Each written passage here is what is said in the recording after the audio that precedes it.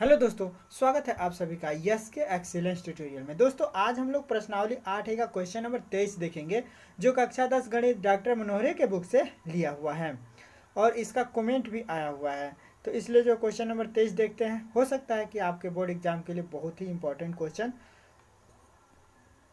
हो। तो चलिए इसको जो हल कर देते हैं। यहाँ पे लिखेंगे हल, और बढ़िया से देखिए, आराम से देखिए, ध्यान से देखिए, ठीक है ना। सुंदर सुंदर लिखेंगे, अच्छा से लिखेंगे, ठीक है ना, और अच्छे से समझेंगे, ठीक है ना। कोई जल्दी नहीं कीजिए और कोई जो है जल्दीबाजी हड़बड़ी नहीं कीजिए, ठीक है ना। तो अब देखिए यहाँ पे लिखेंगे हल। हल में जो है सबसे पहले जो दिया है वो लिख लेते हैं, ठीक है। तो क्या दिया है भाई, मैथ का यह नियम है कि पहले जो दिया है वो लिख लीजिए। तो दिया है क्या कि काश ए बराबर 5/13, यही ना दिया है। तो हम लोग को क्या करना है, तो सिद्ध क्या करना है, हम लोग को सिद्ध करना है, सिद्ध करना है, सिद्ध करना क्या है कि साइन ए माइनस में काट ए बटे में 2 tan a का मान ज्ञात करना है। अच्छा, मान ज्ञात करना है, सिद्ध नहीं करना है बल्कि मान ज्ञात करना है हम लोग को, ठीक है ना। मान ज्ञात करना है, सिद्ध नहीं करना है, मान ज्ञात करना है। मान ज्ञात करना है किसका, कि साइन ए माइनस काट ए बटे में क्या 2 tan a, यही ना है। इसका मान हम लोग को ज्ञात करना है। तो कैसे ज्ञात करेंगे दोस्तों, अब देखिए यहाँ हम लोग को साइन ए का मान चाहिए, काट ए का मान चाहिए और 2 tan a का मान चाहिए। तो tan a, साइन ए और काट ए का मान कैसे निकलेगा दोस्तों। तो इसके लिए हम लोग को देखिए यहाँ पे दिया हुआ है एक जो है मुद्दा, एक जड़ दिया हुआ है कि काश ए बराबर 5/13, ठीक है ना, ये दिया हुआ है। तो सबसे पहले ए को जो हम लोग यहाँ डिनोट कर देते हैं, ठीक है ना। इस त्रिभुज में समकोण त्रिभुज एक बना लेंगे, क्योंकि ऐसा संबंध जो है समकोण त्रिभुज से ही आएगा, ठीक है ना। तो एक संबंध जैसा अगर ऐसा संबंध दिख जाए तो जरूर समकोण त्रिभुज बना लेना है। और समकोण त्रिभुज में देखिए, अब काश ए दिया है ना, तो काश ए चाहे थीटा कुछ भी दे यहाँ पे, मैंने काश आई के जगह पे अगर आप बी लिख दे तो हम लोग बी इसी कोण को लेंगे, सी लिख दे तो सी इसी कोण को लेंगे, बकीवा अदर ले लेंगे। जैसे ए है तो इसका बी नाम रख देंगे अब, और इसका जो है क्या नाम रख देंगे, सी, ठीक है, ठीक है। अब जो है क्या करेंगे हम लोग, तो इसको जो है सॉल्व करेंगे। तो अब देखिए ये इधर से हम सॉल्व करते हैं, इधर जगह है थोड़ा, ठीक है ना।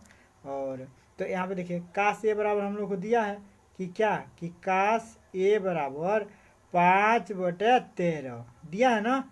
तो इससे हम लोग को क्या पता चलता है कि काश ए बराबर होता क्या है, तो आधार, आधार अब बटे जो है क्या होता है, कर्ण होता है। काश बराबर आप लोग पढ़े होंगे त्रिकोणमितीय अनुपात में कि काश ए बराबर क्या होता है, तो आधार बटे कर्ण होता है। साइन ए बराबर क्या होता है, तो लंब बटे कर्ण होता है। ये सब आप पढ़े होंगे ना। तो इसी आधार पे जो हम लिख सकते हैं काश ए बराबर 5/13 ही दिया है, और काश ए बराबर हम लोग जानते हैं कि आधार बटे कर्ण होता है।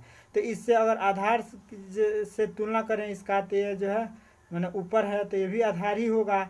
तो आधार जो है कितना हो रहा है, 5 हो रहा है। तो इसको जो हम लोग आधार मानते हैं, ठीक है ना। तो ये हो जाएगा आधार, मैंने इस कोण के अकॉर्डिंग ये आधार हो जाएगा। इसके जस्ट सामने वाला कोण जो है क्या होगा, भुजा, तो ये लंब होगा, ठीक है ना। मैंने जस्ट जौन भी कोण मानते हैं हम लोग, तो जिस कोण के अकॉर्डिंग हम लोग देखते हैं ना, यहाँ पे खड़ा होकर देखेंगे, आँख रख के देखेंगे, मैंने खड़ा होकर अगर यहाँ देखते हैं तो जो हम लोग को ये जो है लंब होगा, और ये जो है हमेशा 90 डिग्री के सामने की जो भुजा होगी वह जो है क्या होगी, कर्ण होगी, ठीक है। तो 90 डिग्री के सामने की भुजा कर्ण हो गया, और ये लंब हो गया, क्योंकि जो कोण लिए हैं उसके सामने की भुजा लंब होती है, तो बकीवा शेष जो है क्या होता है, आधार ही होगा। तो ये हो जाएगा आधार, ठीक है ना। तो आधार, तो आधार हो गया आपका 5, और लंब जो है दिया नहीं है, कर्ण दिया है, क्योंकि जो है ये है आधार बटे कर्ण। तो कर्ण से तुलना किया जाए तो जो कर्ण का जो है स्थान क्या है, 13 है। तो यहाँ पे लिख सकते हैं हम लोग 13, ठीक है। तो कर्ण हो गया 13। तो बकीवा जो हम लोग जो है लंब ज्ञात करना है, ठीक है ना। और उसके बाद से जो है इन सब का जो है मान ज्ञात कर लेंगे, ठीक है। तो अब इसके लिए जो लंब जो है कैसे ज्ञात करेंगे, तो समकोण त्रिभुज ABC में लिखेंगे समकोण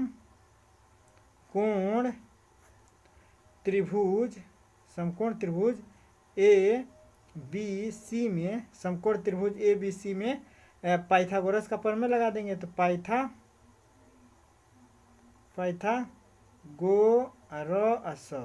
पाइथागोरस प्रमेय से आप लोगों को पता होना चाहिए कि पाइथागोरस का प्रमेय क्या है। तो पाइथागोरस का प्रमेय कहता है कि कण पर बना हुआ कण का वर्ग, ठीक है ना, कण का वर्ग बराबर होता है लंब का वर्ग धन आधार का वर्ग, ठीक है। ये होता है पाइथागोरस प्रमेय, ठीक है। तो अब पाइथागोरस प्रमेय से हम लोग जो है लंब ज्ञात कर लेंगे, क्योंकि कर्ण और आधार दिया है।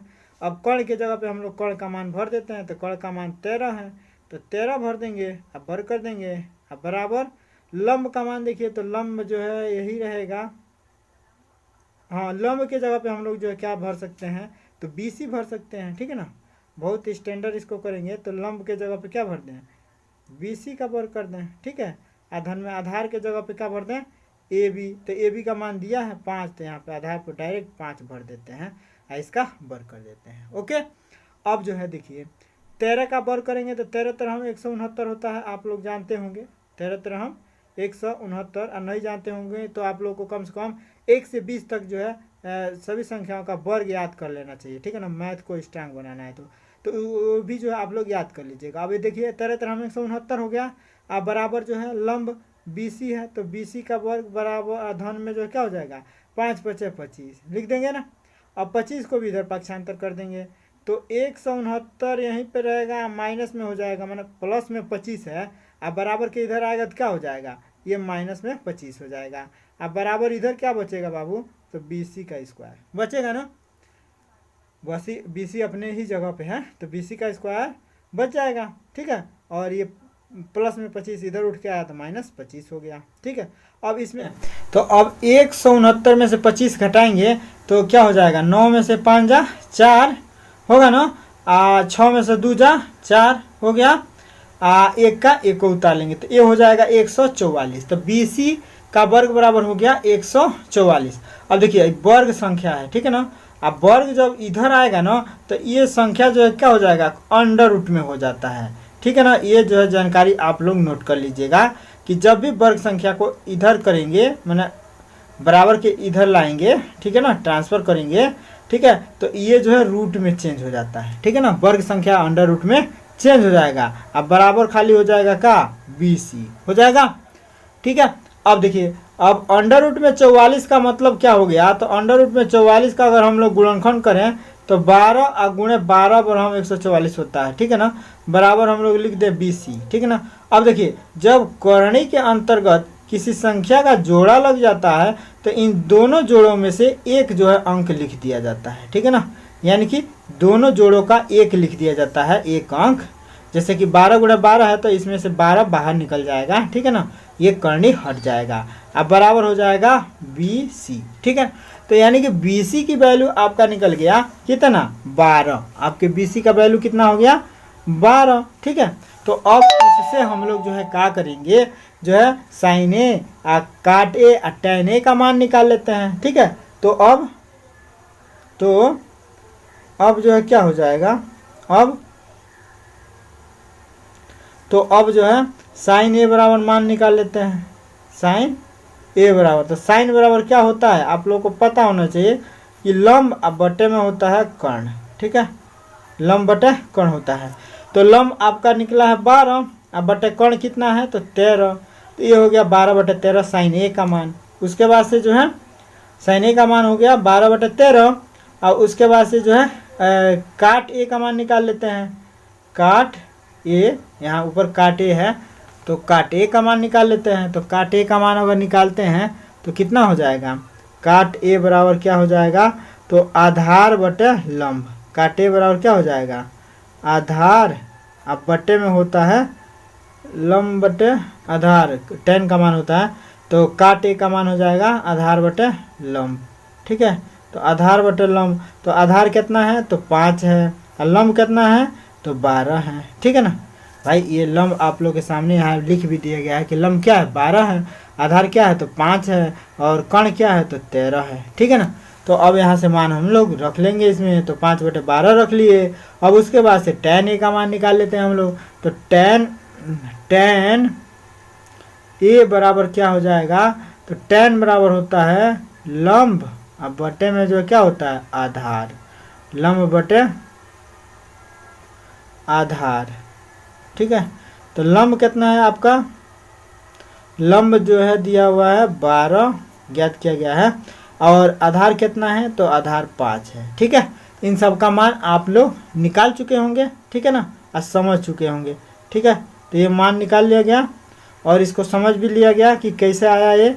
भाई साइन ए बराबर हम लोग जानते हैं पहले से ही कि लंब बटे कर्ण होता है, नहीं जानते होंगे तो ये जान लीजिए कि साइन ए बराबर लंब बटे कर्ण होता है।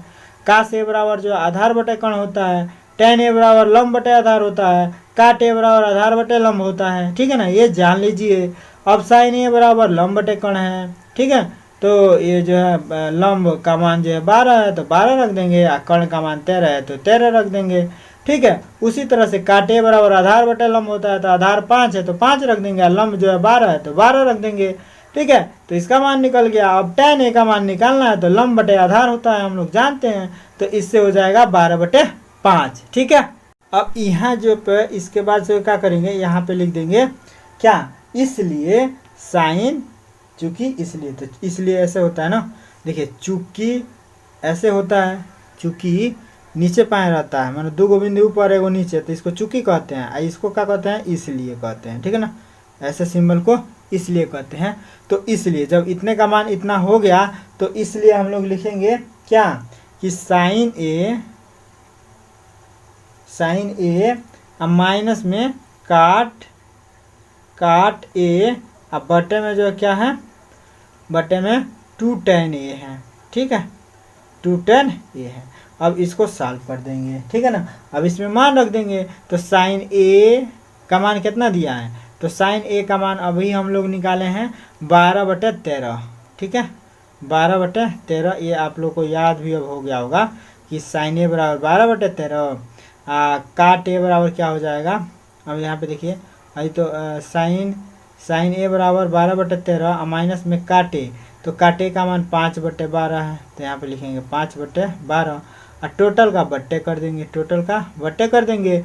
और उसके बाद से जो फिर नीचे क्या है, तो आपका 2 tan a है, तो यहाँ पे लिखेंगे हम लोग 2 और tan a, तो 2 tan a, तो tan a का मान निकालें हम लोग 12/5, तो इंटू 12/5 हो जाएगा। ठीक है, tan a का मान हो गया 2 × 12/5। ठीक है, अब 2 × 12/5 को जो हम लोग क्या लिख सकते हैं।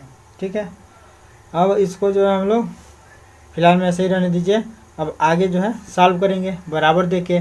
तो अब यहाँ पे जो है क्या लिखेंगे हम लोग, अब देखिए इसको सॉल्व करेंगे तो 12 × 13 कितना हो जाएगा, तो 12 × 13। ठीक है, तो अब 12 और 13 का जो लसा निकालेंगे, तो 12-13 का लसा कितना होगा भाई, भिन्न का घटाना समझिए, तो भिन्न का घटाना आप लोग जानते होंगे। ठीक है, तो भिन्न का घटाना जानते होंगे तो आप लोग जानते होंगे कि इसका और इसका जो है लसा निकालते हैं।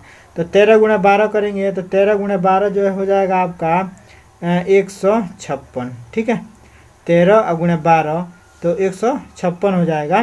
ठीक है, अच्छा सबसे आसान होता है कि 13 × 12 ही यहाँ पे रखिए। ठीक है ना, मैंने सबसे आसान तो ये होगा, लेकिन ये भी होगा सबसे आसान कि इसका इसमें गुणा कर दीजिए, इसका इसमें गुणा, इसका आपस में गुणा कर दीजिए, यही सबसे आसान है।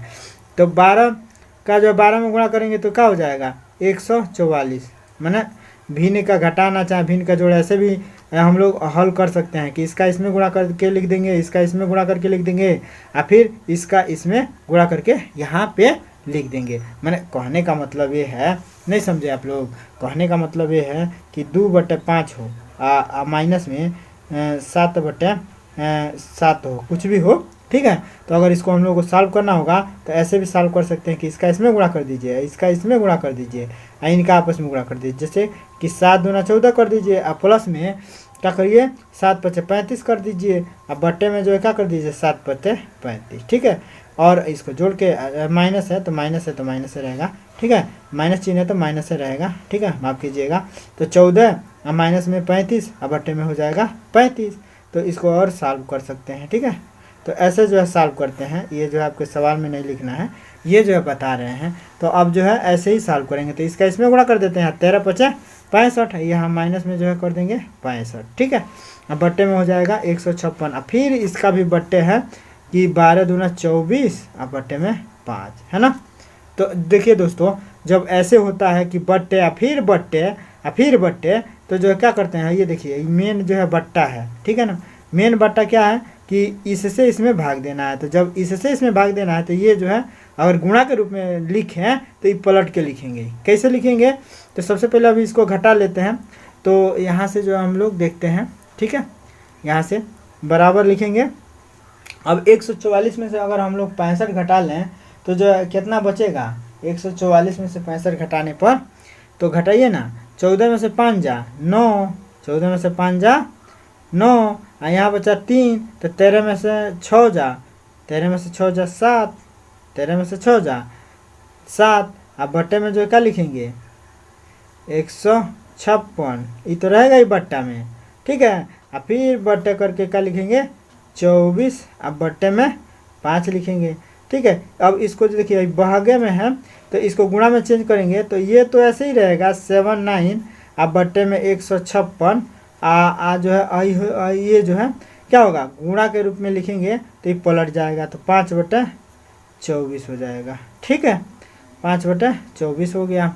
अब जो है क्या करेंगे हम लोग, तो अब जो है क्या किया जाए, तो यहाँ पे देखिए कुछ कटने वाला है, 3 से कटेगा, 9 7 16 नहीं कटेगा, 3 से ना, 9 से 3 से नहीं कटेगा। तो अब क्या करेंगे हम लोग, इसका जब नहीं कटता है तो इसका जो है क्या करेंगे 5 का इसमें गुणा कर लेंगे। तो 5 नवा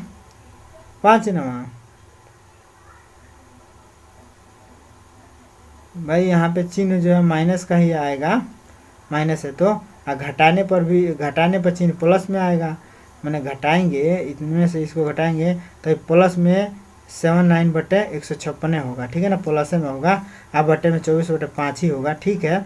अब क्या करेंगे कि 79 अब बटे 156 गुणे 5/24 यहाँ पे जो आया है, मैंने बट्टे में है ऐसे, तो इसको पलट के हम लोग लिख सकते हैं, ठीक है ना। इसको याद रखिएगा आप लोग कि ऐसे ही जो है इस टाइप के सवाल हो तो करेंगे। जैसे कि देखिए, जैसे कि मान लीजिए 2/7 है, आप बट्टे में दे दिया 2/5, ठीक है। तो इसको अगर हम लोगों को सॉल्व करना होगा तो कैसे क्या सॉल्व करेंगे कि 2/7 लिखेंगे, आप 5/2 लिख देंगे, मैंने इसको पलट के लिख देंगे गुणा के रूप में। अब 5 दूना 10 हो जाएगा और 7 दूना 14 हो जाएगा, ऐसे, ठीक है। तो अब यहाँ पे जो हम लोग लिख सकते हैं क्या कि इसका इसमें गुणा कर दीजिए, तो 9 × 45 के 5 हासिल 4 हासिल 5, 9 × 4 5 9 45 के 5, 45 के 5 और हासिल कितना बचा 4, 5 7 35 और 4 क्या हो जाएगा 39 हो जाएगा ना, 395 हो जाएगा, ठीक है। अब बट्टे में क्या हो जाएगा, बट्टे में 156 गुणे 24, ठीक है। तो 156 गुणे 24 ये हो जाएगा, ठीक है। तो जब 156 में 24 से गुणा करेंगे तो आपका हो जाएगा, तो रहेगा ही रहेगा 395 ऊपर, और नीचे जब 24 का 156 में गुणा करेंगे तो जो आएगा 37 और 44, यानी कि 3744 आ गया, ठीक है ना। तो 395/3744 यही आपका आंसर हो जाएगा, ठीक है। तो यहाँ पे लिख दीजिएगा आंसर, ठीक है, यहाँ पे लिख दीजिएगा आंसर, मैंने अतः अभिष्ट मान कितना हो जाएगा 395/3744, यही आपका आंसर हो जाएगा, ठीक है दोस्तों। तो आशा करते हैं कि सवाल समझ में आ गया होगा। सवाल समझ में आता है तो चैनल को सब्सक्राइब कीजिए, वीडियो को लाइक कीजिए और इसको अधिक से अधिक शेयर कीजिए। फिर मिलते हैं किसी अगले वीडियो के साथ, तब तक के लिए जय हिंद दोस्तों।